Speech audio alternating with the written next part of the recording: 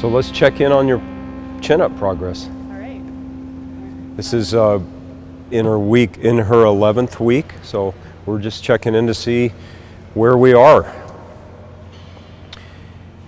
Pull, pull, pull, pull, and done.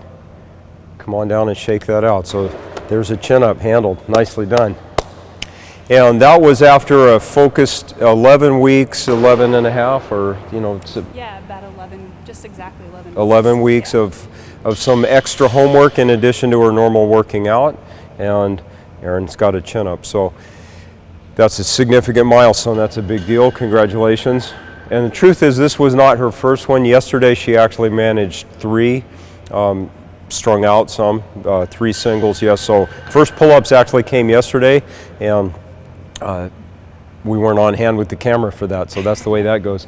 But feel good, grip, elbows, shoulders, everything feels good? Yeah.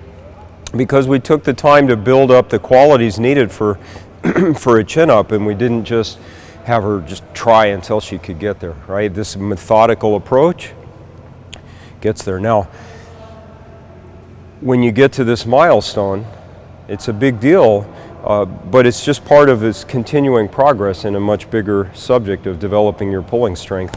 And it may very well happen that you can't do a chin-up now for a week or 2, right? Which is pretty discouraging, but it's normal stuff. It's just part of the body taking time to adapt.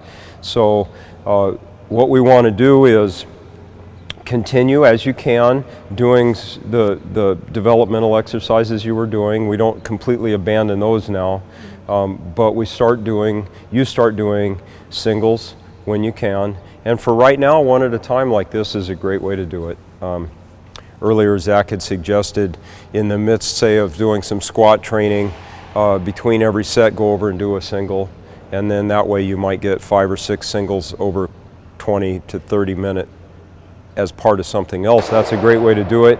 Just this kind of steady plugging away. We don't really want to just go get all excited and go crazy and do pull-ups till your arms fall off, right? That's not really the way to keep this going. You had mentioned, Erin, that work is about to get busy and that you're not going to have as much time for the gym in the months to come. So this is another great idea, or not idea, but great topic for folks who are working on a skill, whether it's pull-up, chin-up in this case, dips, push-ups, whatever you are working on. You get to this milestone and it would be a real shame to lose it in the next few months because life gets busy and you have to work on it. So a great way to do this is, whether it's a door gym or some kind of contraption at work or nearby that you can do a chin-up, maybe just at lunch, maybe before, but have some way that you're not actually doing a workout, but you can periodically go over and do a chin-up. And honestly, this is a really good way to not only maintain but make some good progress. We're treating the subject as practice now. You don't exhaust yourself, get all warmed up and run through a full workout's worth of calories. You don't have time for that. You don't have the space or the equipment. But you do have a little bit of window you can practice this skill. And again, it doesn't have to be a fancy plan. Get singles in when you can, maybe doubles when sets of 2 when you can. Do you have any questions on this progress, on this process or were there any setbacks or things you didn't expect, either in how you did develop or maybe sometimes how it took longer than you thought? Any surprises? I think the biggest surprise was that I actually was able to do it yesterday, to be honest with you.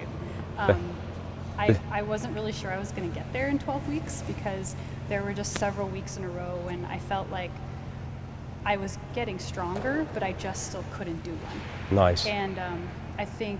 Nice observation. Yeah, I think that maybe when we got together last time to film and you noticed you got where stuck I was halfway, yeah.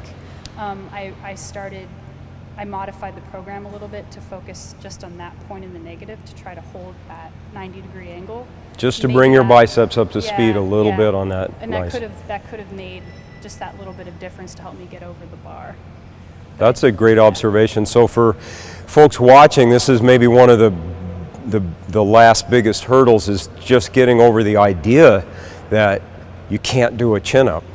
That becomes the roadblock after a while, and we've seen this many times where folks, they have the strength, they can do it, but they never can quite put it together. So the trick there is to not allow ourselves to get too discouraged, and it's hard because we get excited when there's times when you're making progress and other times when you feel like you're plateauing. That's discouraging, but you need to understand that's just part of the process, and it really is just part of the process. So what you did, just change the program a little, focus on the weaknesses and keep going, just plug away. We have to have this relentless, patient, relentless approach, and we get there. Nicely done. Nicely done. That is awesome. Now we have to find the next challenge.